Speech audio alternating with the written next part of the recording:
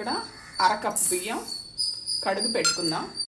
ఇక్కడ ఒక కడాయిలో 1 గ్లాసు నీళ్లు పోసుకుందాం. నీళ్లు మరిగాయి. ఇప్పుడు బియ్యం వేసేసుకుందాము.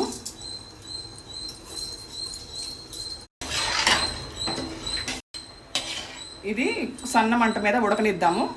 ఇక్కడ ఒక 4-5 యాలకులు గింజలు తీసి పెట్టుకున్నాను, అవి వేసేద్దాం. యాలకులు నీళ్ళతో పాటు ఉడికితే మంచి వాసన వస్తుంది. ఇక్కడ బియ్యము ఉడికిపోయింది, పలుకుగా ఉడికింది. ఇప్పుడు దీంట్లో నెయ్యి వేసుకుందాం. ఒక 2-3 స్పూన్లు నెయ్యి వేసుకొని ఈ అన్నము నెయ్యితో ఉడకాలి. నీరు కొంచెం తక్కువైంది అనిపిస్తే ఇంకొక 1/2 గ్లాసు నీళ్లు వేసుకోండి. పలుకంతా పోయాక అప్పుడు మనం పాలు పోసుకుందాం. ఈ నీరు ఎంత ఎగిరిపోయేదాకా మనం ఉడకపెడదాం. మనం పోసిన నీళ్ళన్నీ ఆల్మోస్ట్ ఇంకిపోయాయి. ఇప్పుడు 1 గ్లాసు పాలు పోసుకుందాం. ఈ పాలతో కలిపి అన్నం మెత్తగా ఉడికిపోవాలి. నేను పోసిన పాలు ఒక 1/2 లీటర్ ప్యాకెట్ అండి.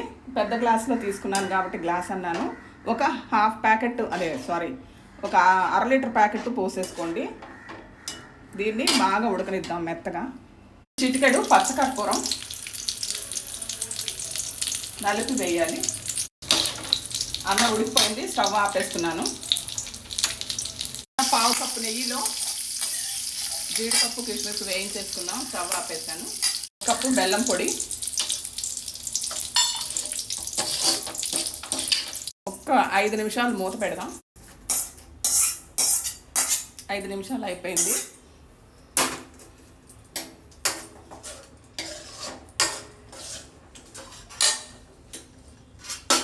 సర్వ్ చేసుకుందాం.